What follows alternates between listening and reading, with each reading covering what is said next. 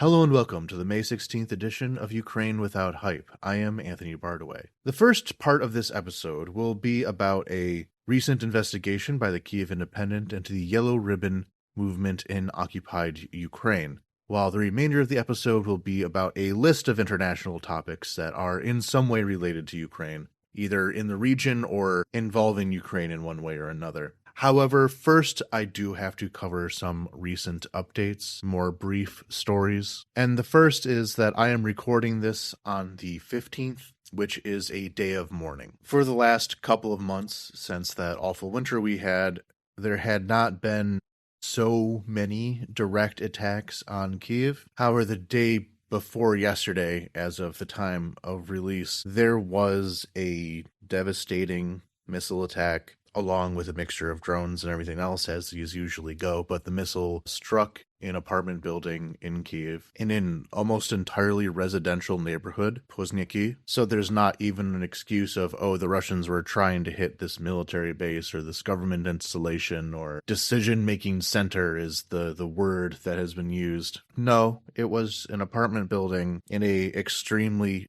dense, probably some of the most dense, actually, residential areas of the city. This missile took out most of the section of an apartment, which is how these often go. Apartments, when they are struck by a missile of this size, will kind of shear down an entrance, we'll say. So the structural area of the apartment above a single entrance, a column of apartments going up and down, that all collapsed by the time the day was over and the rescue efforts had begun to wind down. The total count was 24 dead and 48 injured. I will admit that from a journalism perspective, I have grown weary of covering these apartment building strikes. You say what happened, you say how many people were killed, and then you move on to the next one, and the next one, and the next one, and the next one. You go to the site, you take photos of some rubble and rescue workers dragging away a corpse. It's wrapped up within a few hours. You go home and you do it again. So I have largely stopped treating it as urgent to go to these things. But I think that after Russia was able to take its pause to refit and rearm after the very busy winter, we're probably going to see more, because we always do. Now, this came after a ceasefire, as they said, for Victory Day, May 8th and 9th. There was meaningless chatter about it extending. Obviously, it did not. There was supposed to be a 3-day ceasefire. It lasted maybe a few hours. And even then, we count ceasefires as only being about missiles and drones, not about the actual combat. So when you hear about this ceasefire, it always gets all over the news. You know, the ceasefire, it's going to do something. It never does. These ceasefires are completely illusory. They exist within the headlines of media outlets and nowhere else. Though this ceasefire did seem to be one that Putin was really pushing for and really leaning hard on the Americans to make happen. May 9th in Russia is Victory Day. I put out an explainer on New Voice of Ukraine about how Victory Day works. I've talked about it on this podcast before, but the end of World War II in Moscow, it was May 9th when the document was signed ending World War II, while in Western Europe it was May 8th, just a time zone difference. It happened around midnight either way. And apparently, Putin was very much afraid that Ukraine was going to strike this parade while foreign dignitaries and the military was there. Now, Ukraine did play into this fear.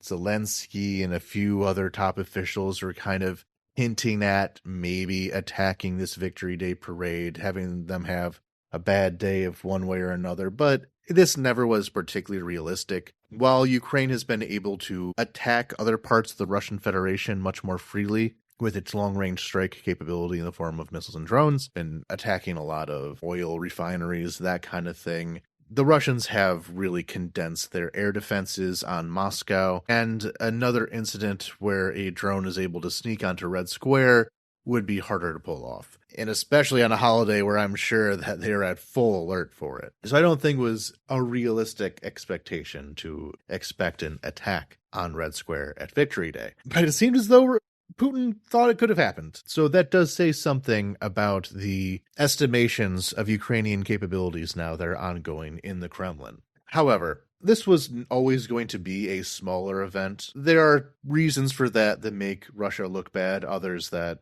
don't especially. And I'll just start with the parts that do make Russia look bad, just because it's easier to talk. It's more entertaining to talk about anyway, I should say. And that's because they could not use vehicles. They have really drained a lot of their reserves and are making more, to the point where now vehicles are a secondary aspect of this war, we can say. Tanks and all that, it's not what it used to be, but also they've had a lot destroyed that could not be at the parade. And the other is that the list of foreign dignitaries this year was much smaller. The national leaders of Belarus, Kazakhstan, Uzbekistan, Laos, and Malaysia were there, as well as several representatives of the Republika Srpska entity of Bosnia. But this was a pretty small showing. The Victory Day parade in Russia is a highlight of the calendar year. It is kind of their main holiday. I've talked a lot before about the Russian cult of victory, what victory in World War II means to Russia. In this case, more importantly, how other leaders see Russia in its relation to the end of World War II, how they acknowledge that part of Russia's national narrative by honoring Russia on this day. And I'm not going to get into the debate of how that's all silly, but suffice to say that typically there are more people there than this. Armenia would usually be there. I'll get into Armenia at the tail end of the episode. Azerbaijan, they were not there. Though one person was there that was really kind of funny. Robert Fico of Slovakia, as the only, EU Western leader. And apparently it was quite difficult for him to get to Russia in the first place. Poland and the Baltic states were not allowing Slovakia to use their airspace to fly into Russia, until eventually the decision was made to drive to Belarus and then hop a plane from Minsk to Moscow. But this took him a few weeks to figure out. It was kind of a funny situation for him to be in. And talking about my previous episode of what Slovakia, or what Fico specifically is going to do about this whole Russophilia problem that he has. He went, but he was the only one who did, and he just seemed real awkward with it. He laid the flowers. He tried to say the words about the Soviet Union saving Slovakia from the Nazis and all that, but you could kind of tell that he was lost. However, flipping to that, to this not being as big of a story as some were trying to make it out to, last year was gigantic. They had many, many more foreign representatives. They had a much bigger parade and showing and all that. It was not as pathetic as it was this year. But the reason for that was that last year was the 80th anniversary and this was the 81st. 81 is not as important of a day as 80, so there was not as much focus onto having the big turnout. But that will wrap up the introduction to this episode, and I'll just say that if you'd like to support Ukraine Without Hype, you can go to patreon.com/Ukraine Without Hype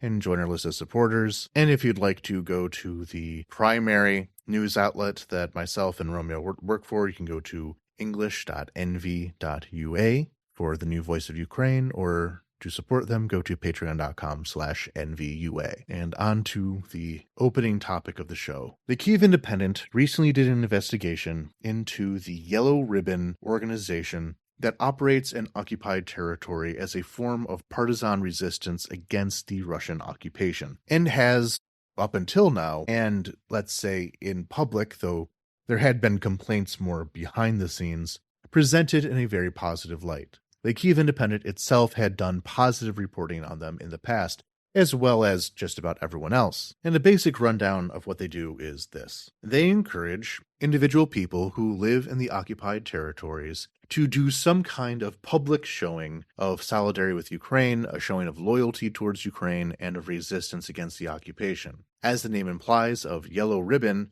the main symbol that they use is to tie a yellow ribbon around something to demonstrate their disagreement with the authorities. They will then take a picture of this, and this picture is then shared on social media to show how the people in the occupied territories are not just passively accepting their occupation. It also works extremely closely with another organization called Zla Mavka, which is a women's group in Melitopol, which does similar types of activities. Now, Yellow Ribbon does not, for example, take part in violent actions, is purely non-violent in nature. There are other groups who will take part in actual assassinations, sabotage, that kind of thing, perhaps most famously belonging to the Artesh movement, the Crimean Tatar word for fire. So we're not talking about those today, though that is still a fascinating topic, of course, on its own. We're specifically talking about this non-violent movement, the Yellow Ribbons. And this investigation was done by Jimmy Rushton, Alexei Sorokin, and Chris York as the byline. I'll be putting the link in the description. Now, this article was released later, though Jimmy said that he had been working on this for like the better part of a year, so obviously this is all happening in concert with each other. But recently, before the article came out, not so long ago, the Kyiv Independent published an interview with a former partisan named Artem Kryakin. It's a very interesting watch. He was from this one town in Luhansk that had been occupied by Russia in 2014. And became part of the resistance movement within the occupation authorities of the Luhansk People's Republic until escaping to free Ukraine within the last few years and joining the Ukrainian military, including being a part of the invasion of the Kursk region in Russia. Him saying that it was quite satisfying to live under Russian occupation for so long, then get the opportunity to kind of give it back to them, though reflecting on how better behaved certainly the Ukrainians were and how it was treated as a temporary measure rather than Russia coming in with its eternal conquest.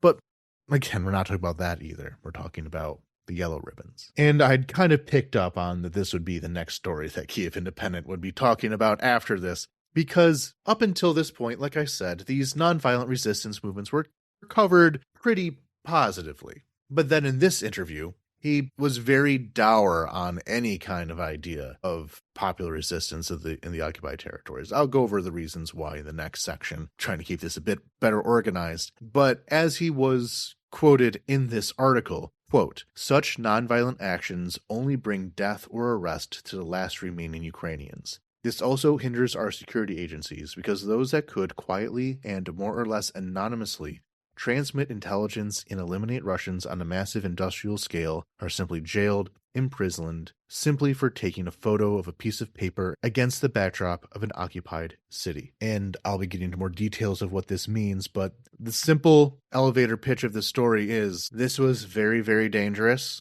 The organizers of the Yellow Ribbons did not look after the safety of their people well enough, and it led to people being put in jail for what was ultimately very minimal gain. But who were these organizers of the Yellow Ribbon movement according to this investigation? Run by a Dubai-based British communications firm, IN2, which had previously done work in Syria, for example. And their point people in Ukraine for Yellow Ribbon specifically seem to be the British journalist David Petrokarikos, who is a very prominent journalist, I feel. He wrote the book War in 140 Characters, How Social Media is Reshaping Conflict in the 21st Century, which was put on all the reading lists of a few years ago. I have a copy of it. It is considered one of the definite to-read books when it comes to the influence on social media on modern conflict.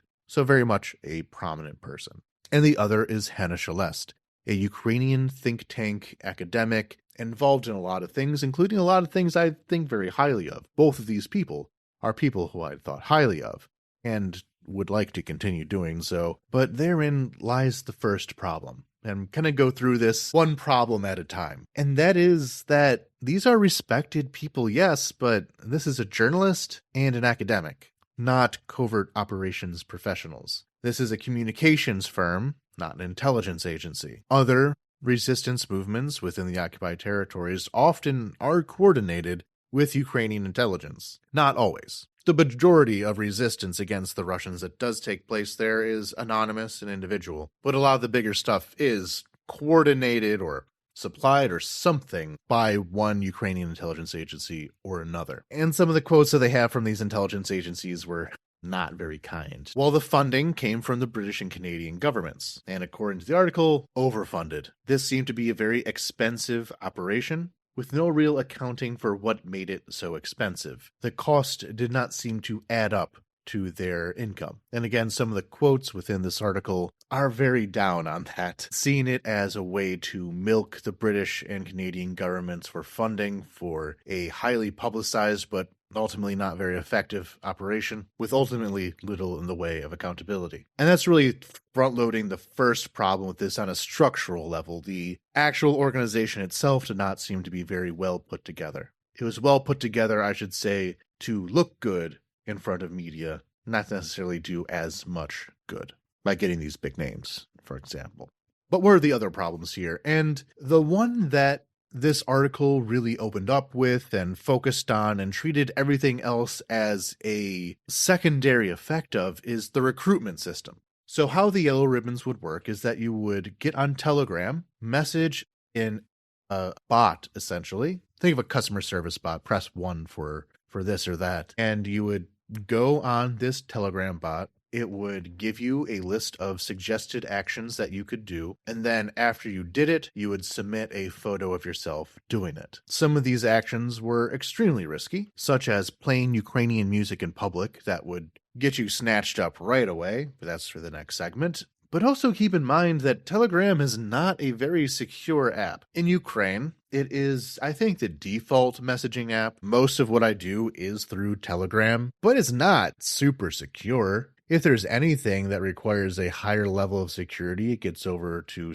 Signal. Signal is one of the better options you can have from just a normal person standpoint. There are more secure options out there if you have them available to you, but Signal kind of gets the job done. Telegram absolutely does not. And Telegram was initially made by a Russian. And while it can be reasonably assumed that the Russians are not peeping in on your Telegram chats, they don't not have that ability either. And so having something this extremely sensitive running through an unsecured Russian-made option, even if it is one that is quite widely used in Ukraine, it's insanity. And that leads to the next and longest-winded criticism of this, which is the amount of risk that went into it. Let's say that Telegram was secure. Let's say, for the sake of everything else, that it was possible to do this through the mechanism that they used, through the recruiting method that they used. Things could be safe. The main method of doing this was posting a photo. Now, if you've been around for the last many years at this point, it's not super difficult to track a photo. There are an endless number of just some guys out there who have the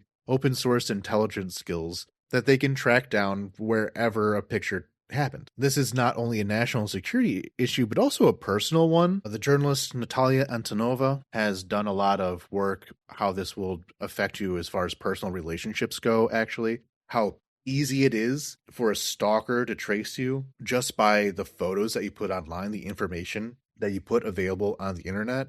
It's very easy to trace where someone is. Even if they don't think that a photo looks particularly identifiable, it can be. It very easily can be. So staying information secure is very difficult for someone to do just in their day-to-day life, not thinking about it much unless you have a stalker who can hurt you or kill you or something, but extend that into partisan activity in the midst of occupied territory in a war, where there's dedicated professionals following this, not just some creep. Things can be traced. As a part of this investigation, for example, they just had someone take some of the pictures posted by the yellow ribbons and to find out where it happened, when it happened. Some are obvious, for example.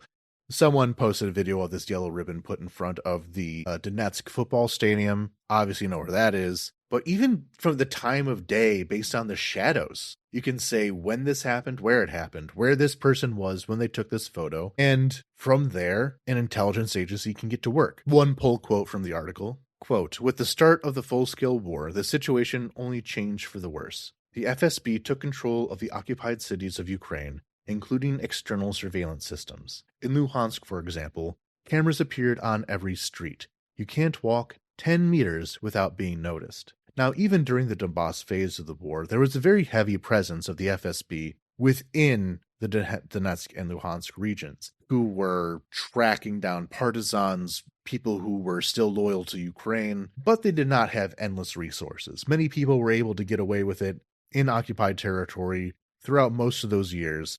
And while the the guy who I mentioned earlier, Artem, was talking about he was always worried about the knock on that door eventually coming for him. It never did, until he was warned that it was coming after the full-scale invasion. The Donetsk and Luhansk People's Republics were already essentially a joint operation of the FSB and Mafia, and there's already a security state in place, but after the full-scale invasion, with the full presence of the Russian state, it became a panopticon of surveillance. Like I said in the quote, every 10 meters there's a camera. You're being watched constantly. The streets are dense with Russian intelligence agents hunting down whoever they think could potentially be a threat. Now, this is not uniform. If you're out in the countryside, you're obviously being watched less. But Melitopol, for example, has become severely locked down. Donetsk, Luhansk, any larger city, it's everywhere. It is a full surveillance state where access to it is virtually shut down. I kind of want to do something with this idea more in the future, but this is a scary place to live. It is a 1984 situation going on. And so take that photograph of you putting the yellow ribbon on a fence or a tree. The FSB sees it. They figure out where this is, when it happened, go to the cameras, pull up what was happening there at the time that they presume that you did this, and then they can trace your steps back, find out who you are. And already several dozen yellow ribbon activists have been jailed for this. In 2024, here's another quote, yellow ribbon activist Savil Valieva was arrested in 2024 for taking photographs of pro-Ukrainian symbols in occupied Melitopol. Russian security services managed to track her after geolocating the pictures posted on social media and then combing through CCTV. They can figure out where to begin looking from open source information, and then once they get the tail on you, they can find you. And if an FSB officer stops you on the street and asks to see your phone, and you still have that photo of a yellow ribbon in it, you've just been caught. The amount of danger that these activists put themselves in is severe. They quoted Ed Bogan, a 25-year veteran of the CIA, who was part of the Osama bin Laden search, and he called the methodology here, quote, wildly irresponsible, and that the responsibility to look after the safety of these activists was, quote, no more important obligation in the world of lethal consequences, as well as quoting several other intelligence officials throughout the article, essentially saying similar things. This is a very irresponsible thing that they're asking people to do, and then there was no system in place to, for example, extricate an activist if there was someone hot on their tail. No way to protect the people that were being put in harm's way. It was a simple matter of go do something dangerous, and once that happens, we can't protect you. And we know of other arrests. Ksenia Svetoslina, a Crimean Tatar woman, was sentenced to 5 years and 3 months in a penal colony for her work carrying out activities of Yellow Ribbon. And later had that increased to 13 years and 3 months in 2025. If you're not just killed in the process of arresting you, you will go to jail for a very long time. And as Artem pointed out, for doing a picture. And that's the long and short of the investigation. It was done through irresponsible means. It was dangerous for the people involved. And the people overseeing it, when asked for comment, kind of seemed to not even know what they were doing. For example, the question of playing Ukrainian music in public, when asked about that, they all denied that this was part of the program. When they then looked to the actual Yellow Ribbon app to see what the program was, there it was. Play Ukrainian music in public. No one really seemed to know what was happening. No one really seemed to take responsibility for anything that was happening. And that's in something as deadly serious as partisan resistance. One of the most high stakes, dangerous things that one can do, with, again, the shadow over it all of the lavish funding that all received. But this does raise the question of what can be done in occupied territory. And I have some reflections on that, but I will definitely forward this by saying that I am obviously not a partisan. It's not my life at stake. It is something that we have tried to lionize, and it's something that certainly has its place. But I'm going to go back to Artem for this, because he actually was a partisan. He was in the thick of things and is now a member of the military. He has seen the full spectrum of what it means to resist Russia. And if anyone's opinion is important, it's his. And his opinion is that partisan activity is, for the most part, not worth it, especially this nonviolent stuff. It is, as I said, dangerous. Tie one yellow ribbon around something, and next thing you know, you're getting black bagged thrown into a torture chamber, and potentially killed. What was gained did not match the price that was paid for it. And for most people in the occupied territories, he believes that this is not a price worth risking. However, what can be done, he says, is harmed by this. If there's any act of resistance that he would recommend, it was passing information to the Ukrainian armed forces to watch troop movements, but stay largely anonymous and hidden and not get caught. See something, say something, but reduce the risks that you take to get it. That's what he suggested. If you're going to do anything, do that. That is what is most useful. That fits the risk-reward calculus the most. But also, if someone's going to do something that could actually cause an effect, blowing up a bridge, assassinating an occupation official, that's something that takes planning. That's something that goes in with the understanding that once you do it, you can't stick around to do it again. You'll get caught. So if you're going to do it, make sure that you have an escape plan. Go back into Russia, then from Russia, hit a flight to Istanbul, then from Istanbul into London. Something. Easier said than done. But it has to be an important part of that process, according to him. And like I said, if anyone knows, he does. But someone who's arrested for sharing a photo can't do any of that.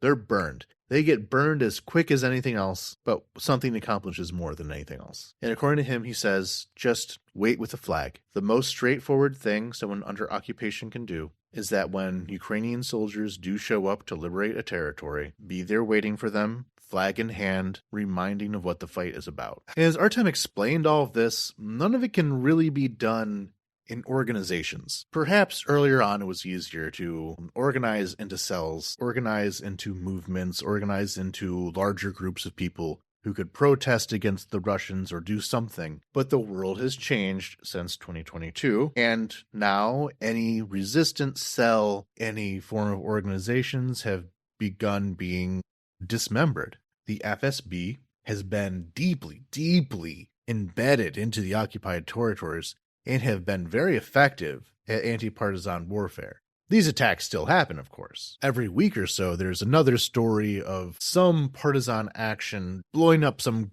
trucks, of taking out a bridge, of killing someone who needed to be killed. Like, it happens. But according to Artem, this is largely done on an individual basis. If there's no organization, there's nothing to be infiltrated. It is as secure as you can expect something to be. Fewer people to betray you, fewer people to be lazy and get caught, fewer people who can inform on you if they get captured. It's devolved in large part to the individual, or very small groups of people at most, which is the opposite of something like the Yellow Ribbon movement, which is barely secure, very large, and with nothing to really keep it from being infiltrated or nothing to stop it from being monitored. That said, I have heard other things from people who lived under Russian occupation, and while Artem's voice is as important, I think, as any that you can hear from, he was in it. And what you hear from others is that one of the most crushing aspects of the occupation is the attitude that Russians have towards it of this is permanent.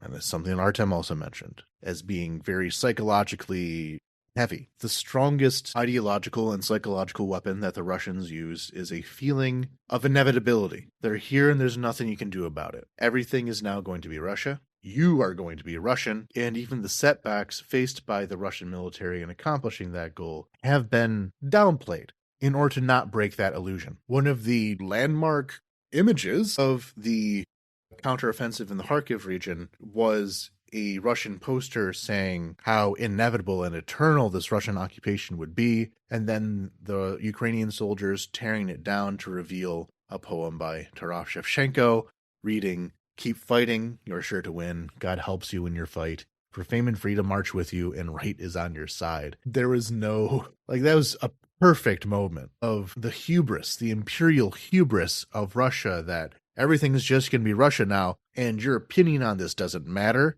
Your actions on this doesn't matter. It's going to happen, whether you like it or not, to then be replaced with this iconic Ukrainian poem about fighting against such a thing. And in under occupation, there's just ever-present crush that is constantly reinforced, telling the people there that Russia, your occupation is eternal. It's all-encompassing. It's everything and everywhere and everyone, which is why the Yellow Ribbon movement was so well received, in that it was a visible refutation of that idea, that it's not inevitable, that this is not something that people are accepting, that the empire has cracks in it, and those cracks can be torn open. These yellow ribbons, though seemingly not accomplishing anything for the actual war movement, for the people doing it, I think a lot of them understood the risks of doing anything but a way of saying anything against the fascist occupation, of rejecting it by being able to do something to show that you are not a part of this, and that there are other people out there who are not a part of this. In this facade of invincibility that the Russians have been trying so hard to promote is illusory. So from a moral standpoint, nonviolent resistance in this way, it's hard to criticize, which is why it went so long without criticism, but also the lack of security and what people were being directed to do was a betrayal of the trust that people put in them to guide this resistance. And I wish I had more highbrow theory for you of how that could work out. Maybe some words about the partisan movement of World War II and what they did under these circumstances. But unfortunately, I am who I am. And the strongest quote I heard on this point recently came from the Star Wars show Andor, a surprisingly poignant quote that I have heard great reviews from people who actually do carry weapons, and that was, there is this manifesto made in the form of the show about what the philosophy of this Rebel Alliance would be. And I kind of feel bad throwing out Star Wars at the end of this, but this is what I was thinking about. And you're listening to this podcast to hear my thoughts. So here we go. The Rebellion Manifesto from Star Wars Andor. There will be times when the struggle seems impossible. I know this already. Alone, unsure, dwarfed by the scale of the enemy. Remember this. Freedom is a pure idea. It occurs spontaneously and without instruction. Random acts of insurrection are occurring constantly throughout the galaxy. There are whole armies, battalions that have no idea that they've already enlisted in the cause. Remember that the frontier of the rebellion is everywhere, and even the smallest act of insurrection pushes our lines forward. And remember this, the imperial need for control is so desperate because it is so unnatural. Tyranny requires constant effort. It breaks. It leaks. Authority is brittle. Oppression is the mask of fear. Remember that, and know this. The day will come when all these skirmishes and battles, these moments of defiance, will have flooded the banks of the Empire's authority, and then there will be one too many. One single thing that will break the siege. Remember this. Try. Now it is important to highlight there that freedom can occur spontaneously and without instruction, and unfortunately, the crux of this story was the irresponsible instruction. But there will be continued resistance in the occupied territories, some under better instruction, much of it actually spontaneous. These people are heroes. They are facing the seemingly suffocating weight of fascism trying to destroy who they are and everything they love. But by demonstrating that it is not all-powerful, by demonstrating that it is not inevitable, they're working to break that siege. Hopefully, in the future, through more effective, safer, and responsible means. I do have to say that in the time since the release of this article, which happened on April 24th, so 3 weeks ago, there have apparently been some changes to this. The recruitment system has been refitted. Some of the more dangerous options have been eliminated. And there is apparently some kind of process of accountability happening right now that will hopefully be reported on in the future when there is something more to be said about that. And I hope that Jimmy Rushton will be able to follow through on whatever changes are made, or if there may ultimately be a decision that this isn't worth it. It could go many ways, hopefully in one that best protects those who are most vulnerable. The next half of our episode will be about a lot of international stuff that has gone on. When I wrote the last episode, the international things pushed to the side, and here they are. And to begin with, we have to start with our update about Hungary. We went into quite a bit of detail about the Hungarian elections and what came out of it, so give that a little bit of a listen if you missed it, but there have been some changes since then of things that we have learned of how they will go. So now, Peter Magyar, fully sworn in as the Prime Minister of Hungary, his government has begun acting, and once again, the European Union flag is flying over the parliament in Budapest, which is a very pretty building, by the way.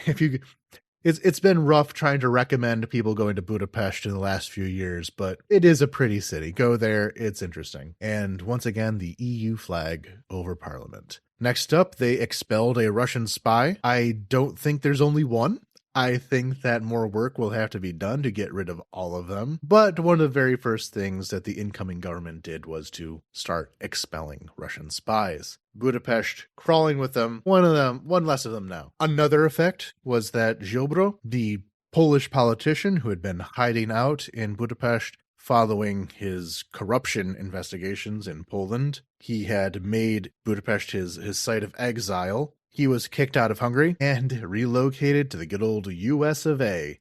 So all of the people who are too corrupt to remain in the new Hungary going over to America. I kind of thought that was expected, though, that America will become a new gutter for all these losers to collect in. They can form a little court together near Mar-a-Lago where they just sit around saying evil stuff to each other. Hopefully we can keep them distracted in that way. I kind of expect that some of the Hungarian hangers-on will work their way over to America eventually when they find out that is probably the most lucrative direction that they can go into, the safest, at least until the next election. Though honestly, even if the Democrats sweep in, I don't think that kicking out some of these political exilees will become high on their list of things to do. It's just not a part of the public discourse. I don't think that on any mainstream American news outlet, podcast, anything even have mentioned the name Ziobro, or if I'm even pronouncing that correctly or even close to correctly. It's spelled Ziobro, and Ziobro sounds like an anti-Semitic slur, and he is the kind of person who likely says a lot of anti-Semitic slurs, so it's appropriate in that way, but I struggled with the Polish pronunciation. But yeah, I don't think that kicking him out will be a priority. I don't think they even know who he is. I don't think many people in America know about this at all, or whatever other weirdo freak moves to America to join some evil little court. I feel as though that will slip through the cracks, even if things get better in other ways, which is not guaranteed. The European Court of Justice released a ruling saying that the Orban-era anti-LGBT laws were illegal. They did not match with what you're allowed to do in the European Union. If Orban would still be in power, he would have used this as a big opportunity to grandstand about how Brussels was trying to turn all the Hungarian kids gay, but instead, how it will turn out is that the new Minister of Justice has said that yes, this is a ruling that we accept, and we will be working to get rid of these bad laws. Another concern about Peter Magyar and his government has been that because they are themselves also quite conservative, that many of these other measures, such as anti-LGBT laws, might stay in place. There was a lot of commentary of, you just replaced one right-winger with another right-winger. This is the first real bit of evidence that that's not the case. They're not fighting against this ruling by the ECJ, and they're going to normalize and be measurably better for the LGBT community in Hungary. Regarding Ukraine, they have reiterated that they will not be giving aid to Ukraine, but that they will no longer be opposing it. Again, something that was expected. Hungary is not a wealthy country. Hungary is not a large country. The difference that they could have made by doing direct aid would not be very large either way. Ukrainians have always understood this. There's never been a big push to get Hungarian aid because there's not much point in that fight. They don't have much to give. So some of the pessimism about these statements regarding not giving aid to Ukraine are a bit unfounded. It was never something that anyone expected in the first place, so we can't really treat it as a loss. But the thing that is coming up, and I do see being relevant in the future of Hungarian-Ukrainian relations, is that this still is a nationalist government.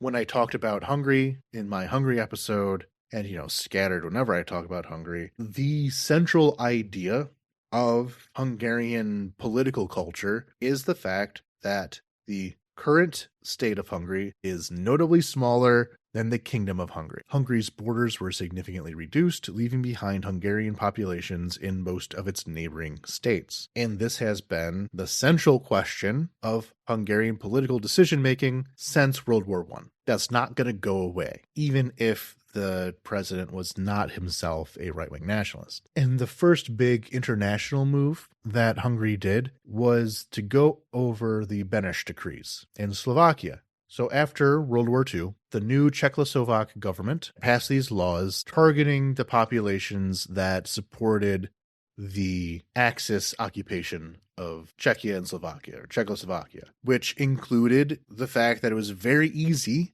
for the state to take property away from Germans and Hungarians. And these laws are technically still on the books. It is still possible for the Slovak government to go after Hungarians, and they still can, and it plays into property laws going on there. It's all very complicated. I did not look into it well enough to really give a thorough explanation of it, beyond just saying that this has been a ongoing source of friction between Hungary and Slovakia. In 2009, the Hungarian president at the time was declared persona non grata in Slovakia. He was not allowed to actually go there, in large part because it was seen as Hungary sort of reasserting its claims over Slovak territory. And the Slovak prime minister at the time, surprisingly, Robert Fico, same guy who is there now, kind of reigniting this tension that had existed and had been slightly buried in recent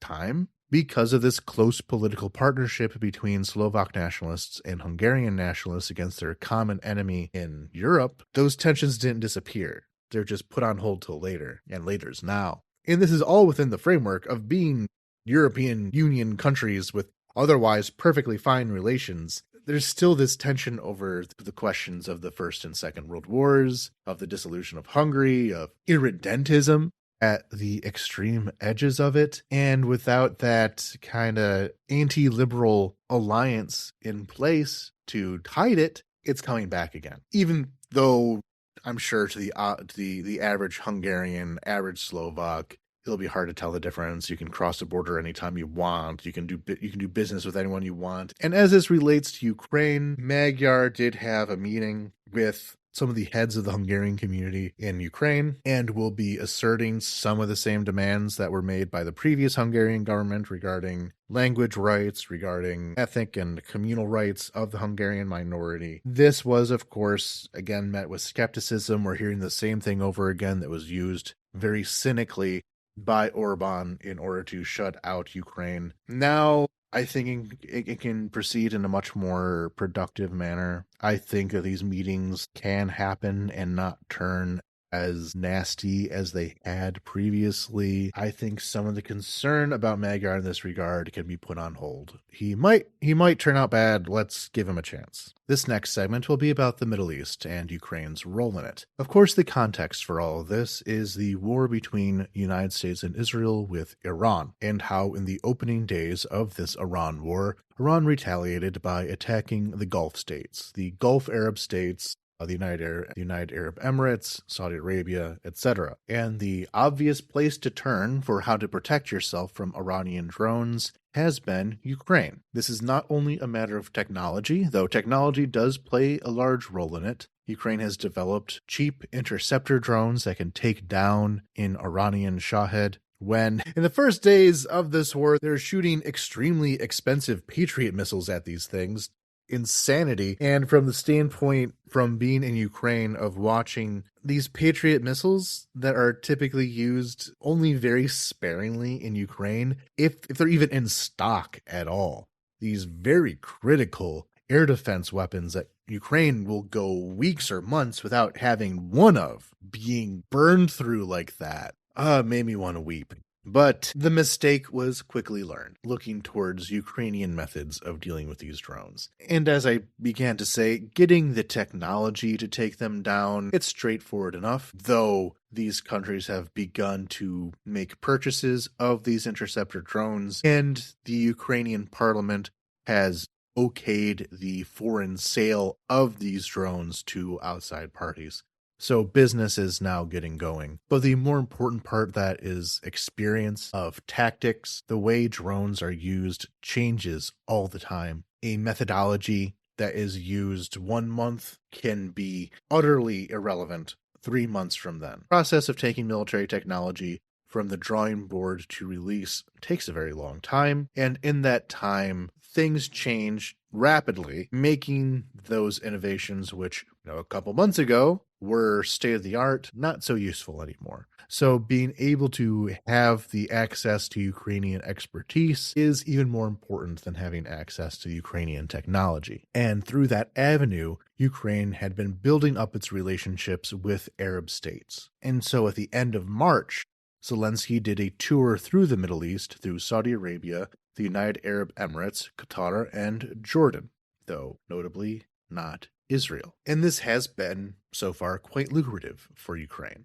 Though there are still some risks. These are countries that are still working very closely with Russia. I'm sure the hope is to get the United Arab Emirates to stop being a money laundering hub for the Russian Federation and for Russian oligarchs, to maybe do something about the Russian criminals who are hanging out on the beaches of Dubai after supporting the attacks on those very beaches, though I personally do not have much hope in that. That is a very lucrative business for them that they're not going to throw away over the matter as simple as a few drone attacks. But Ukraine may be hoping for that anyway. But in the bigger picture, beyond direct relationships with the Arab world, Ukraine generally needs to look further afield to break its dependency on the United States and, to a lesser extent, Europe. Being attached so closely to the United States with the election of Donald Trump turned out to be disastrous. And though the center stage will still be the European Union, most everything comes through the European Union,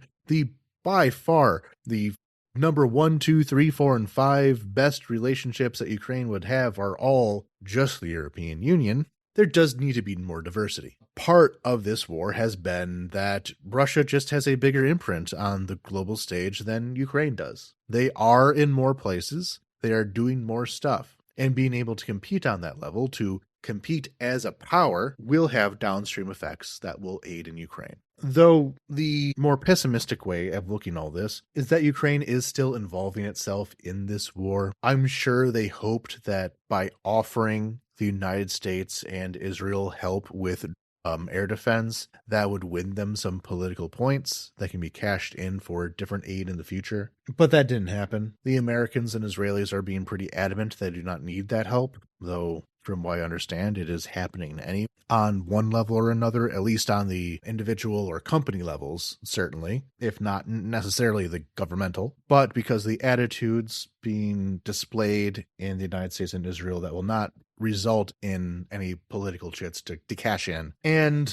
because this war is so unpopular, if Ukraine becomes too attached to the image of it, too attached to the raising of prices at the gas pump, that could lead to reputational risk, though I have not really seen that happening yet. There have been some mild complaints from the usual suspects of Ukraine aiding in American and Israeli imperialism, but that's not important. That's not a politically important chatter.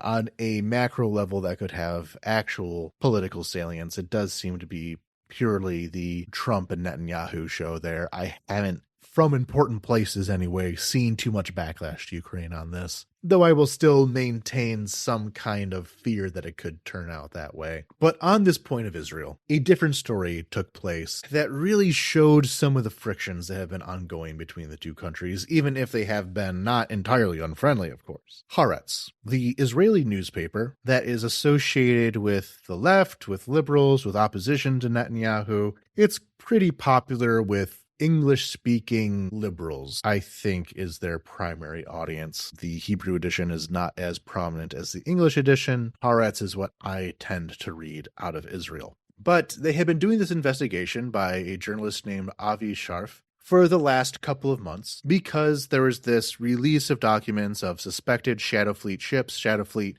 being these ships used by the Russian Federation to do smuggling, to do black market trading. They're often associated with the oil industry. In this case, we're talking about grain and how these ships were able to bring grain that was taken from Ukraine's occupied territories and export it overseas for profit, which is against international law. You're not supposed to exploit the resources of occupied territory. And I had listened to the podcast where they explained their methodology of the background of where this investigation was coming from. And yeah, they got this information about all these ships exporting grain from the occupied territories and going all over the place, be it to Turkey, to Egypt, a lot of countries. But because they're an Israeli newspaper, they focused in on Israel. And they noticed that there had been complaints since 2023 of Israeli importers buying from occupied territory. And how this would work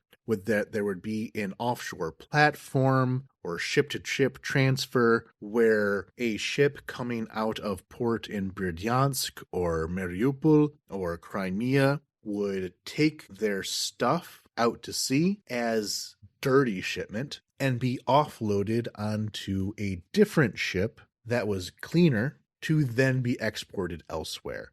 So they would sail out to the Black Sea, apparently near Kerch, where a lot of this happened, still within occupied waters, by the way, not as clean as they're claiming, but essentially laundering stolen grain. Instead of doing money, they did this with grain. And then from there, these ships would also turn off their transponders, their GPS trackers, so that it would not be obvious that that is where they are, so that officially they'd be coming from Russian territory instead of occupied Ukrainian territory, and nothing in their GPS tracking could tell you otherwise, because they just turned it off, which seems a bit easy from my perspective. Surely, if you just turn off your GPS tracker, that should be enough of a red flag. You shouldn't be allowed to do that. But they did, and that's how it worked pretty well for these last several years. And so they're doing this investigation for a while, and a nightmare happened that any journalist may face, and that this story that they had been working on for so long had suddenly gotten much more coverage. In that, one of these ships, who had left from Berdyansk, its shipment had made its way to Haifa, and the Ukrainians had sent the Israeli authorities warnings about this. This is essentially a pirate ship. Do something about this, please. But by the time that these requests were processed, the response from the Israeli side was that you haven't given us enough proof that this is from occupied territory. And also the ship had already unloaded and left port anyway, so there's nothing we can do about it at this point, which had become a pretty big scandal in Ukraine, in that they had told Israel about this and were kind of just brushed off. This was seen as pretty insulting. And so it became time to publish their materials over at Haaretz. They couldn't just sit on this story anymore. They had to get going, which, yeah, as a journalist is a scary thing, but it's something that occurs from time to time. Your story forces itself before you may even be wanting it to. But that's the business. And then, very shortly after this has already taken place, it had already gotten attention from Ukrainian media, already gotten attention from Ukrainian civil society, here comes another ship. And so, the foreign minister, Andrei Sybiha, says on Twitter that this ship is on its way. We have alerted the Israeli authorities. See how it goes. While his Israeli counterpart, Gideon Sa'ar, got very mad that this was taken out into public,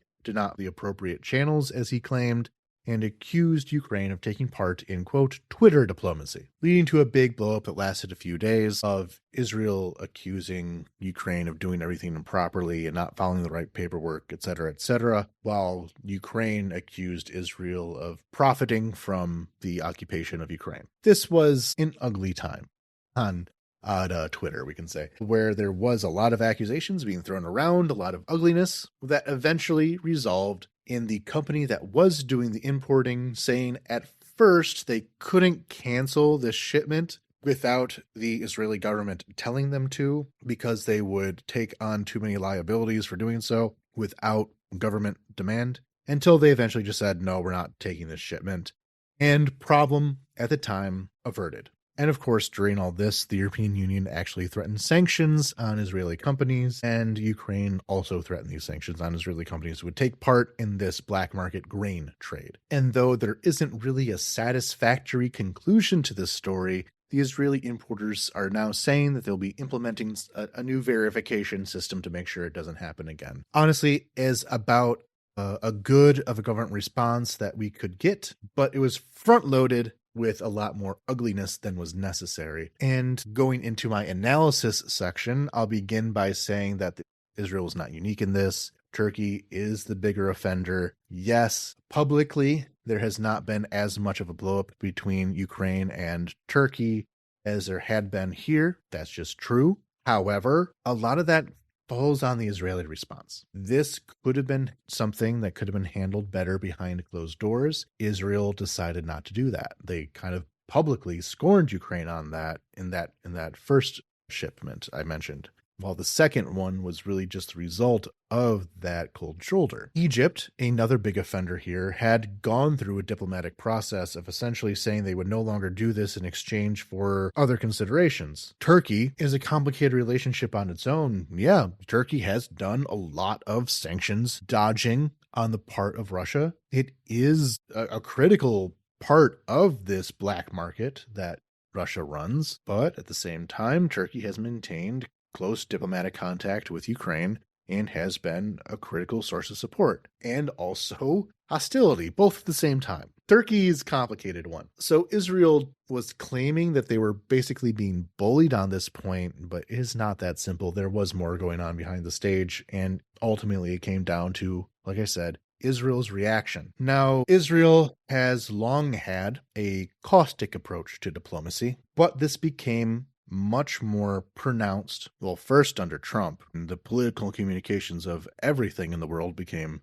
much worse, but especially with the war that followed the October 7th massacre. Since then, any measured response, or even I'd say professionalism that may have once existed within Israeli public relations, within Israeli diplomacy, has been severely eroded. They reacted very petulantly to this, as they have done with a lot of other things, with bombast and, frankly, fragility. They can do no wrong. And if you accuse them of doing something wrong, it's because you are an anti-Semite, which is how a lot of these criticisms from the Israeli public relations sphere immediately switched on to, you're threatening us with sanctions. This is just like the pogroms of the 19th century and Ukrainian involvement to the Holocaust and all that. And like, really? Is that directly where you feel like going with here? It is this culture that has developed within the Israeli public relations sphere to attack,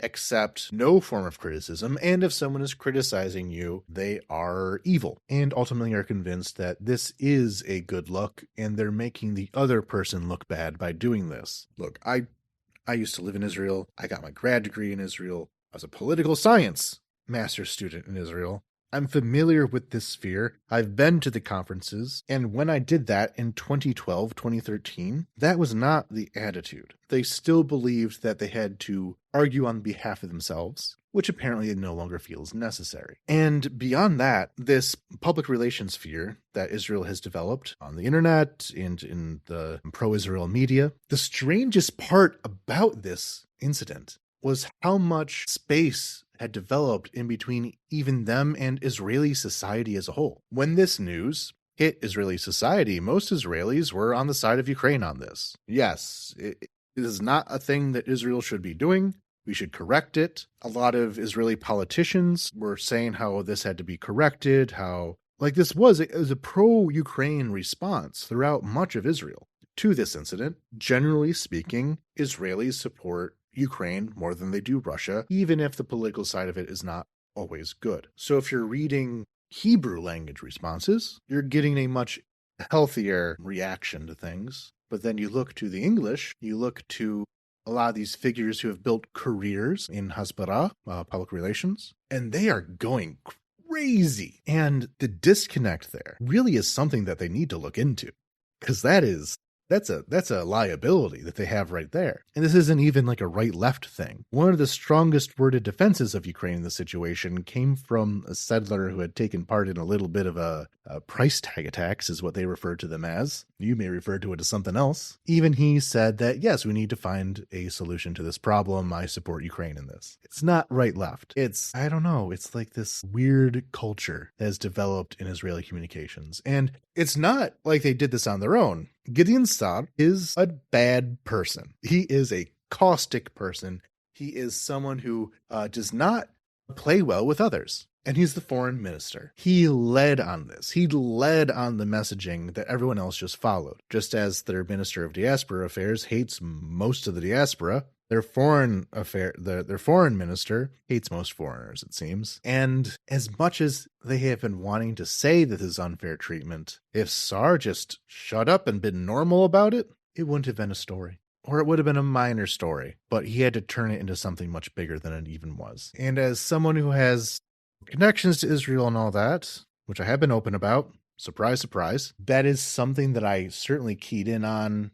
I think that too shall pass, but at the root of all this is that there has been long-standing tensions between Ukraine and Israel that came to the surface as soon as they had ability to. Israel's complaint about Ukraine is that Ukraine has often voted against Israel's interests in the United Nations and recognizes the state of Palestine. When there has been something that came up within the UN General Assembly that said, don't be building that settlement block outside Jerusalem or something like that, Ukraine said, yes, don't do that. Settlement's bad. And though this is a long-standing policy, this isn't new. You might see why Ukraine might take offense to the idea of building in and transferring populations into in occupied territory. While Ukraine has been upset with Israel's continued working relationship with Russia. At first, this was treated as a political reality that just had to be worked around.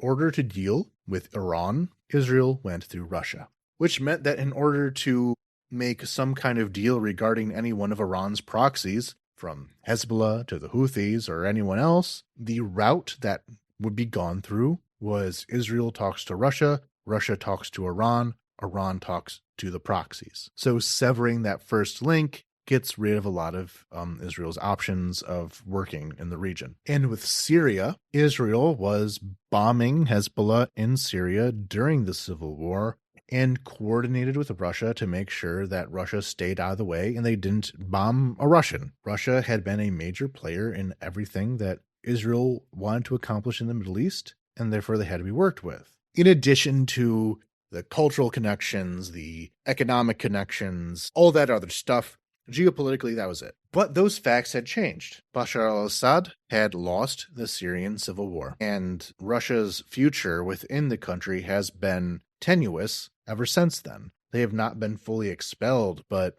they're not well liked in Syria, and what to do with them has not been figured out yet, though I'm sure many people in Syria just want them gone entirely. In Iran, Israel has pretty much given up on the idea of going through diplomatic channels and just bombing them, so they don't need an intermediary. And a better intermediary probably would be like Qatar or something anyway. So what is the reason why Israel continues to have this working relationship with Russia has been an ongoing question that Israel wants answers for. And to be fair, people who have supported Israel along with Ukraine have tried to ask those questions as well, without a satisfactory answer. And within this complicated mesh of interests, we have President Zelensky. And I've explained it this way before on this podcast and on other outlets.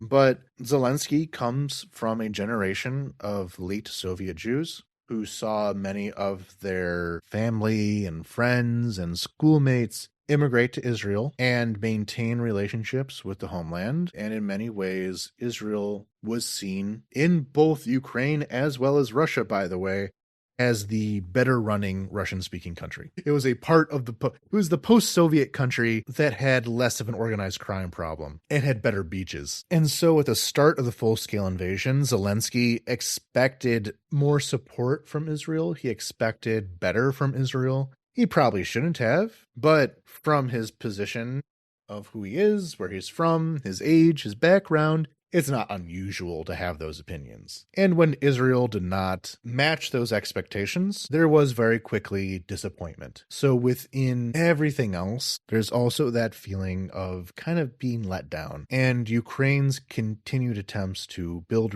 its relationship with Israel has been often scorned, leading to that feeling being expanded on. Though it is very important to point out that this relationship hasn't been wholly negative, or Israel did send an detection system for air defense, and when it retired its old Patriot systems, they were convinced to send them on to Ukraine, along with the individual Israelis that have come to help Ukraine, NGOs who have done humanitarian work, etc. It's not a negative relationship, but it's one that has been very complicated, very oftentimes tense. And when something like this happened, where the response from Israel was so kind of viscerally insulting, it kind of dragged the emotionality out of it as well. So I think in the future, there will be an attempt to avoid this kind of blow up again. And really, Israel came out looking worse for it. Having this kind of clash with a country that has a much better public image in Europe and the US as well at this point, it's not a PR battle they can really win, especially when they are acting as they did. As these Israeli companies have been saying, there will be efforts to avoid this black market grain access. The government probably took a hint, and I'm gonna presume that we're not going to see any big collapse in relations from this going ahead. In the time since this has happened,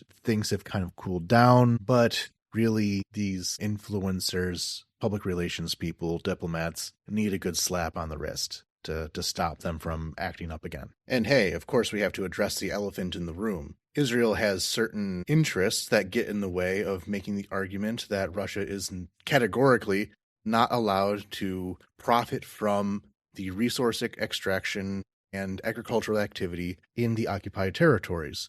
Because, well, Israel spends a great deal of time creating legal arguments that you are allowed to do that, which is one thing that did come up in the Israeli PR about this, that there's no rule that says Russia's not allowed to do this. Not to give notes, but maybe if you're in the position of Israeli PR, you would not be very publicly making this argument in favor of Russia's occupation policies. Not even directly supporting them, but maybe just shutting up about it would be the wiser course of action there. But they got locked in on the maximalism and the inability to back down from basically anything. Heading north from there to Armenia. Armenia held both an EU-Armenia summit as well as the 8th European Political Community Summit on May 4th through 5th. The long-standing policy of this podcast is that these summits are boring and don't typically do much,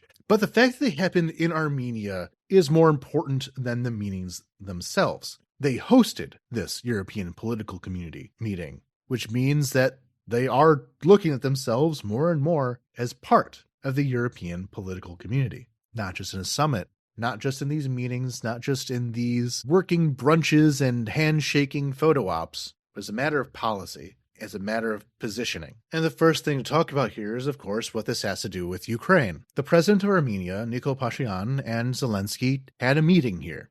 This was the first visit to Armenia by a Ukrainian president in 24 years. Armenia has been politically aligned with Russia, and were aligned with Russia on the Crimean annexation. And even when the full-scale war happened, Armenia had already begun to back away from Russia a bit, but they still ended up, broadly speaking, in the pro-Russian camp with it. Well, here, at this meeting, Pashinyan said that he does not support the Russian position in Ukraine. And this is a bit of a crazy part here. There are still Russian military bases in Armenia. Zelensky went to a country with Russian military bases, not terribly far away from these military bases. Physically, that could have been a problem, but he still felt secure enough to do so because of assurances from Armenia on that. He would not have gone without those assurances. It's not the same as going to Moscow, of course, but it's not exactly going to London either. And from Ukraine's side, Ukraine was also kind of supportive of the Azerbaijan war against Armenia, which we covered in a very specific episode about that when it happened. Azerbaijan moves into the region of Nagorno-Karabakh, the Republic of Artsakh, which had been a breakaway pseudo-state that was on what was internationally recognized as Azeri territory, but had been run by Armenians, the Armenians who actually lived there. How can I explain this conflict in 2 minutes? That's about as good as I can go. But anyway, war happens in the 90s that sets up this region as apart from Azerbaijan. Then more recently, Azerbaijan goes in and forcibly takes it, with Armenia not putting up much of a fight in the second of these two wars that have happened in recent years after decisively losing the first one, meaning that Nagorno-Karabakh is ruled by Azerbaijan now. Many of the people who live there are now refugees in Armenia, which has been a source of a great deal of political instability in the country over how the government allowed this to happen without a fight, and how Azerbaijan had, in fact, attacked and even occupied parts of the Republic of Armenia itself, not just Nagorno-Karabakh. All this in the context that Russia was supposed to be the security guarantor for both Armenia and for Nagorno-Karabakh, but the peacekeepers who had been there to prevent such a confrontation just allowed it to happen. They left the gate open. They allowed the Azeris in without doing anything about it, signaling to Armenia that they could not rely on the protection of Russia because Russia had just demonstrably not protected them, even when the fighting crossed over into Republic of Armenia. And so, without that reliable connection to Russia anymore, and really with the current war soaking up a lot of Russia's military abilities, Armenia is now looking outward to Europe, and specifically to France, by the way. But not just to Europe. They have mended a lot of the relationship with Azerbaijan as well. When I was talking about all the conflicts in the world last year for my Polycrisis video, which I still want to get back to, by the way. That's not a dead series, just a napping series. This peace treaty between Armenia and Azerbaijan is still shaky, but their diplomatic relations have been proceeding forward. And Azerbaijan was also at this meeting of the European political community. The South Caucasus, Armenia, Azerbaijan, and we can kind of leave Georgia out of this discussion. They've been kind of the odd ones out, have been drifting away from Russia and trying to integrate more with Turkey and Europe. Turkey, of course, being a part of NATO, leaving Russia in the lurch. And this meeting, with them all there, helps solidify that. Armenia shifting to a regional integration in the South Caucasus rather than still relying on Russia. But this does come at a cost. President Pashinyan has been quite clear, and in a not very PR-friendly way, that he has given up on the Nagorno-Karabakh question. It's gone. They're not going to do anything about it. The refugees from there, whose homes have been taken over, whose churches have been destroyed, whose culture has been erased from Nagorno-Karabakh, that is not something that Armenia intends on revisiting. It is a settled question as far as they are concerned, and in order to move forward into future political arrangements, justice, from their perspective, for Nagorno-Karabakh is sacrificed, which is having domestic reverberations, as I've explained in previous episodes about Armenia. He has had to dodge coup attempts. There are questions about freedoms of political expression, and Armenia has become an extraordinarily fascinating political case study, and we will be continuing to watch that. These summits are boring. Nothing happens at summits. They're silly. There are places for rich, important people to drink together, and that's about it. Except for when the very fact that it happens at all, the fact of who meets each other there, that can have resounding effects. And so we have to look at the Russian response to all this. And that basically comes down to Putin essentially threatening to invade Armenia. He said that it was Ukraine's attempts to join the European Union, to integrate with Europe, that constituted the anti-Russian direction that Russia invaded Ukraine to solve, which kind of flies in the face of this whole NATO thing of any threats to Russia about it. They just didn't want what they saw as their former imperial subjects to get along with Europe. And that was what led to the invasion of Ukraine. So Always interesting to see him just admit that out loud, and was very angry at the Armenian government for allowing Zelensky to make anti-Russian statements while in Armenia. Putin has said that he is going to allow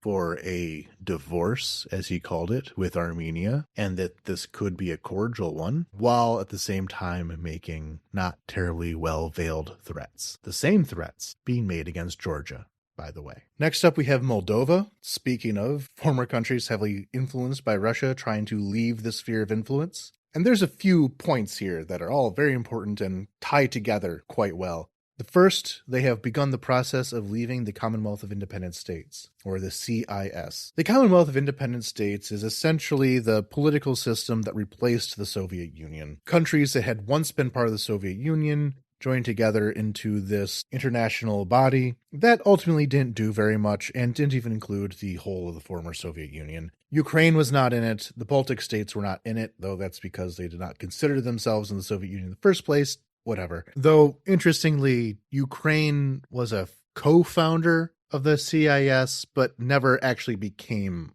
a member. The Rada never actually ratified the treaty that led to its creation. So it was kind of like the League of Nations in a way, where the United States played a pretty key role in founding the League of Nations, but never actually joined because it was never ratified, and as a decision-making body, quite useless. So some parallels there between the League of Nations and the CIS. Generally speaking, when I have encountered the CIS mentioned, it had been kind of treated as another one of those awkward phrases to say former Soviet Union without actually saying former Soviet Union, because it's complicated, not for some parts of the former Soviet Union, they were not in as long. So it's like, why do we consider calling them this? Do we say the former British colony of India every time we say India? Do we say the former Nazi dependency of Slovakia? No, we don't. It's awkward phraseology, and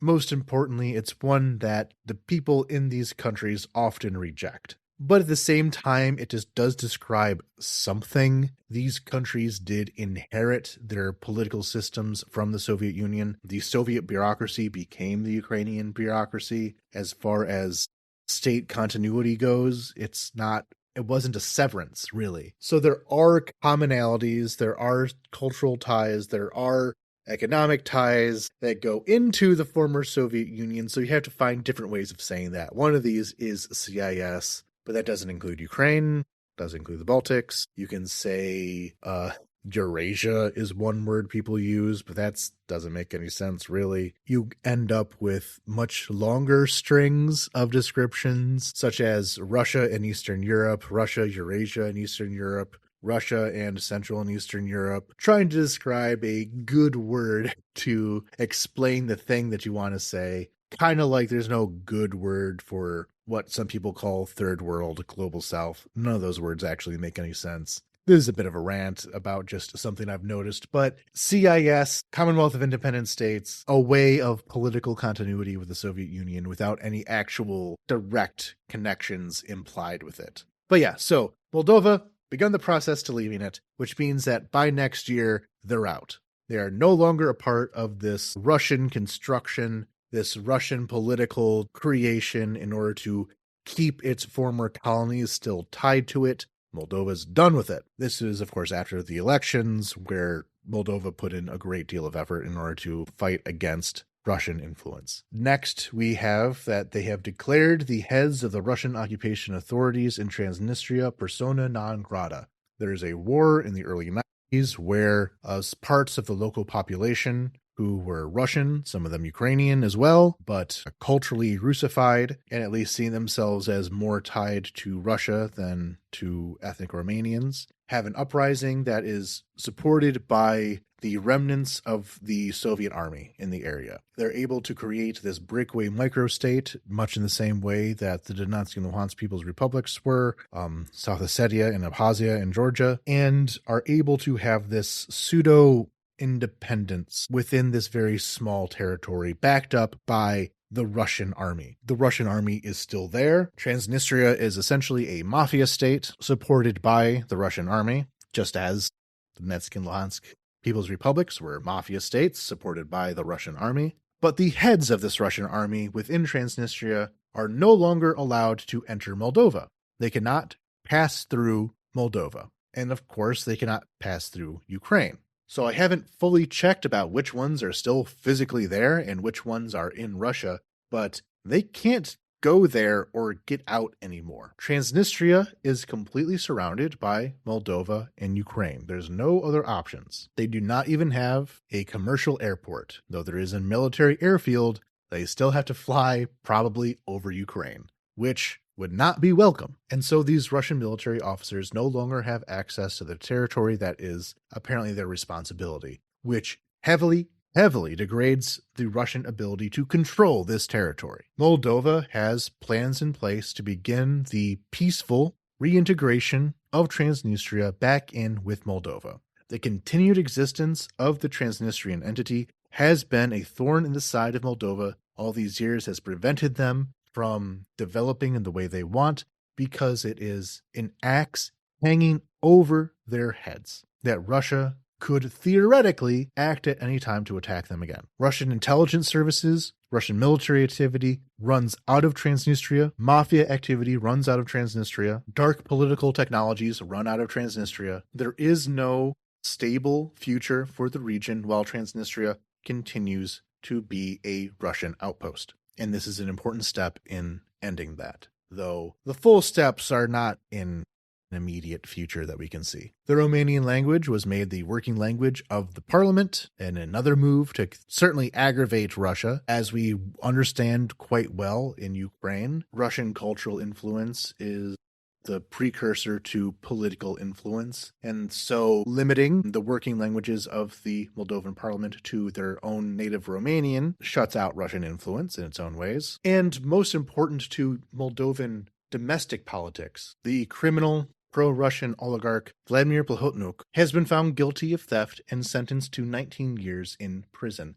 We talked about him when we talked about the Moldovan elections pretty extensively, but as a refresher, he was a extremely important pro-Russian oligarch within the country who had become a kingmaker for pro-Russian politics there. And what he is found guilty of here is that him, along with Ilan Shor, took part in what was called the theft of the century, where they stole over $1 billion from Moldovan banks. This was 12% of Moldova's GDP. Moldova is a small country. Stealing $1 billion from it is a substantial portion of the Moldovan economy. So after these two pro-Russian oligarchs ran away with 12% of the yearly economy, he was eventually apprehended and now sentenced to prison. A massive, massive event in the country's political history. He was so important. He was anti-European politics in Moldova. There are others, of course. Ilan Shor is the one that we have focused on because he kind of became much more important more recently, but this is them arresting their Yanukovych. If Yanukovych could be in prison instead of some mansion in Moscow, that would be transformative for Ukrainian politics. And that's kind of the rough equivalent for Moldova, though, of course, all countries are ultimately different. And altogether, these are some very serious shifts happening in Moldova. Moldova is accelerating very rapidly towards a pro-European direction. It has broken with Russia. It has imprisoned its criminal pro-Russian oligarchs. It's asserting itself as an independent nation, following many of the same steps and processes that Ukraine did. And thankfully for Moldova, they have a bit more distance between Moldova and Russia. So the war is not exactly beating down their necks as much. And the Russian garrison in Transnistria is in quite sad state, and Ukraine would be more than happy to take them down if asked, so they have a bit more safety to follow these processes. But there's, from this standpoint, a very bright future. So heading for the last lap of this episode, we're going to be a bit more rapid fire with it. So we have Latvia, Bulgaria, Romania, and Belarus. Latvia has had a political crisis. 3 Ukrainian drones were following a path to attack in the Leningrad Oblast of Russia around St. Petersburg, and as they were doing that, passed close to the Latvian border. As they were passing by the Latvian border, Russian electronic warfare knocked 3 of them off track. One of them crashed into what is called a disused oil site. This event created a huge debate within Latvian politics because this was seen as a failure of the Latvian defense. This was not blamed on Ukraine, really, although others have tried to twist the story into that. What it was really about was that although these drones flew into Latvian airspace, there was no alert for it. The anti-drone alert system was not there.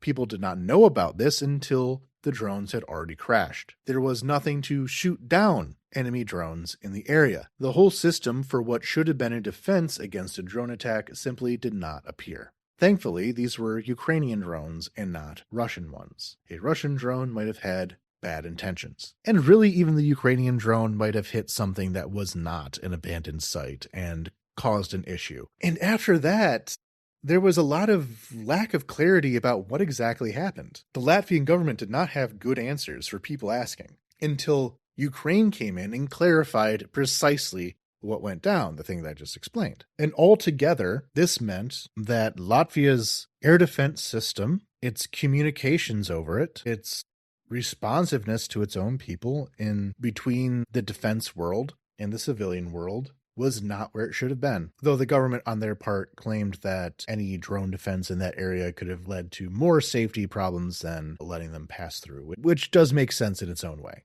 because they weren't targeting anything in Latvia. The other half of this is that if they had just let them pass through and had they not crashed, this wouldn't have been an issue.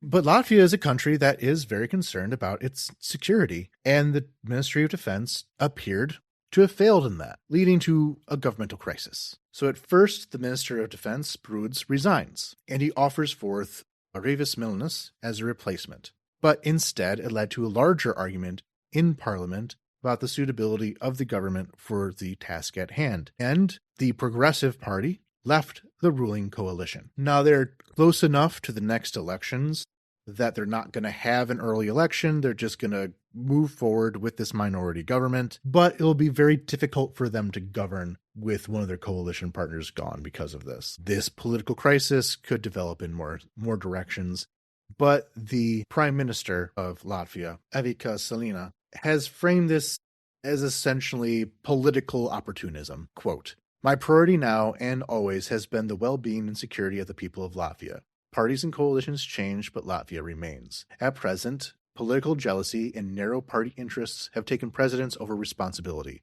Seeing a strong and professional candidate for the post of Minister of Defense, political talkers chose not a solution, but a crisis. Latvia is an important ally to Ukraine. Having a political crisis there that is at least triggered by an incident involving Ukraine, even though Ukraine's not really to blame, nor is seriously being blamed, creates additional frictions that are certainly not helpful. Any government of Latvia will support Ukraine, really. It's not so much of a question of if the next prime minister is pro-Russian. I don't think that can happen in Latvia. But ideally, all the hinges need to be oiled of the European system, and having a crisis doesn't help things. On to Bulgaria, Ruman Radev, of course, won the presidency. We talked about him last episode. Last episode, I kind of gave the explanation that I don't see him as being too much of a problem. He does have to share power. He cannot be an Orban, really, even if he is pretty friendly to Russia. His campaign focused on domestic issues of anti-corruption. Will he do anything about anti-corruption? Probably not. But he has continued defense cooperation with Ukraine and has offered to have a working contact group to smooth over any differences that may exist between these two countries. So yeah, pro-Russian, but the softest pro-Russian, and is going to be working pretty well with Ukraine. So Bulgaria, people were concerned. I'm not so concerned about Bulgaria, just to repeat. Romania.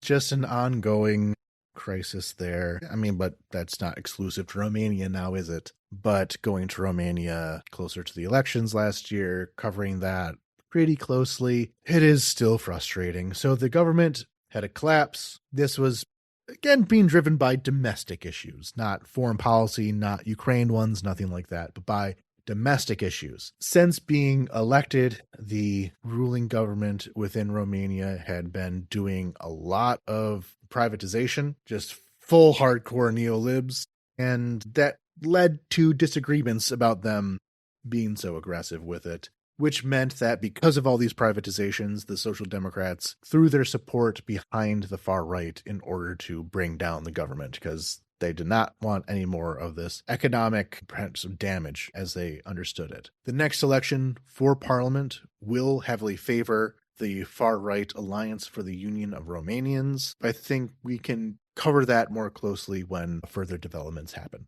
And Belarus, I feel like this kind of deserves more, but due to recent developments, I'm not going to set aside really. Over the last year, Belarus has been releasing a lot of political prisoners, such as in the last episode, talking about the exchange involving the Russian archaeologist. It's a good episode last time. Go listen to that last episode. Didn't get as many listens as I would have liked. But the context that's happening in is that it's very clear that Belarus and America are trying for some kind of rapprochement. I think the Americans would like to build stronger, renewed relationships with Russia, but that is too politically difficult, and Belarus is a good secondary option for that. They are the road to Russia, quite literally, as well as economically. If trade happens with Belarus, that might as well be trade happening with Russia. Politically, building closer ties with Lukashenko is building closer ties with Putin. And Lukashenko, for his part, has not been fully comfortable, it seems, with becoming purely a Russian puppet, as what happened after the previous elections, then especially in 2022, and the crushing of the protest movement against the illegitimate elections. And all the political prisoners that are now being released were taken in that time. But also as a way of saying that Lukashenko is not afraid of those released protesters anymore. He feels pretty tightly in control. The opposition had been either jailed or in exile, and especially the ones who are most willing to fight are now in Ukraine, fighting against Russia on behalf of Ukraine. So maybe he does not feel as though he has to be as repressive as he was for these last few years, but he is trading that in for better relationships with the United States. And I'm very happy that these people are going free. I'm not so happy with Belarus getting closer to America. And in the backdrop of all this, there have been some movements made by the Belarusian military to threaten Ukraine, though my analysis of that is what it has always been. I don't think Belarus is going to directly involve itself in the war. Their military is quite low quality. I don't think Belarus, the population, or even the military has interest in it, and they could very easily lose. What is more likely the case is that in the past, where Russia had Belarus mime out getting ready for an attack, it was done largely as a way to draw Ukrainian troops away from Donbass or other at-risk sectors and have to worry about this potential other front happening, even if it wasn't actually going to happen. What we have now since the beginning of the year is that Russia had been quite deadlocked on the battlefield, and so these trades of pretending there could be an attack are geared towards that, to make Ukraine have to do something in order to draw resources away from the fronts that are actually at risk. So that's the likely explanation.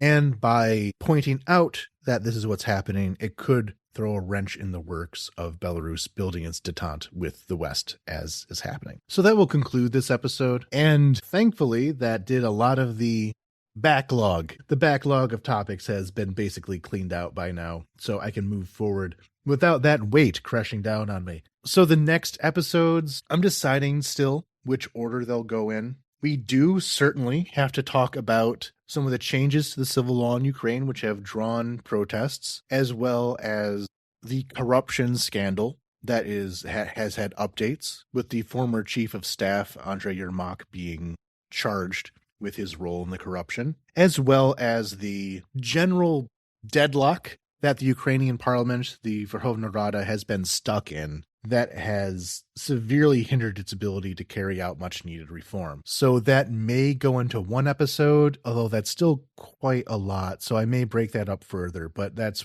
the domestic politics of it all is one group of topics. And the other, because of a interview with Tucker Carlson that Zelensky's former comms person, Yulia Mendel, did. What would be fun for me would be to take on some of these Ukrainian characters who have found a niche within American English language European media as the token Ukrainian to justify spreading Russian propaganda.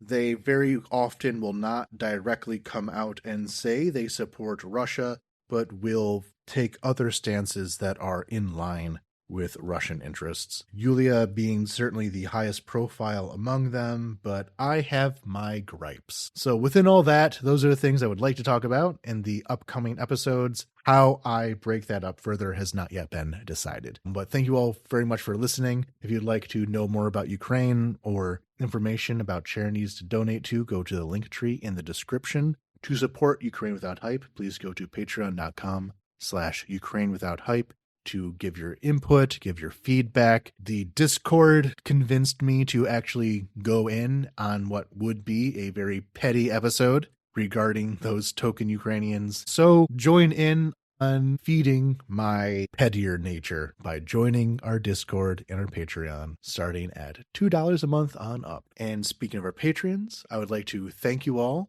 So thank you to Randy McNerlin. The voices in my head are from Big Pharma. Kyle Smith, Damascus Medusa, Giorgio, David Shepard, Ivanica Krutskaya, Mike, Kevin Alberton, Michael Drucker, PLM, Arminius, T. Bart, Barbara, Devi, Anonymous, Michael Wickman, Jenny Louise, Marguerite, Dimitri Litvin, Dennis Napald, Vivek, James Burke, Allison Chainsaw, Big Meg, Elizabeth Hughes, Nick Niazin, Andy S., John Gates, Nicole Ford, Sanjay, Grace Krause, Laura De Leon, Had to Laugh, Jacob Hoem, Chris Bennington, Levy Grove, James Wise, Alex Grochmal, Ada McDonald, Jerd, Victor Matei, Scott Tokyuk, Etienne Soleil, Anastasia, Captain Technical, Evelyn, Veronica Aim, Julia Lindsay, Emily Bavona, Scott Burry, Anonymous, Subtle Knife, Marianne, RDK, Laurie Halila, Christopher Yee, Lemonikin, Demetrio, Ursula, Zolenkoff, Noah Brown, Glowing Wind, Can Dystopian Fiction Please Remain Fiction, Marcus Nashkis, Andrew Glenn, Zay Perry, William Brown, Abel Lenz, Dana Jones, Joseph Fairlone, Yellow Duck, Anonymous, Bucktron 2021, Florian Kunkel, Matthew Rowe, and Bill. Thank you all very much for your support. You make this all possible. And until next time, Slava Ukraini!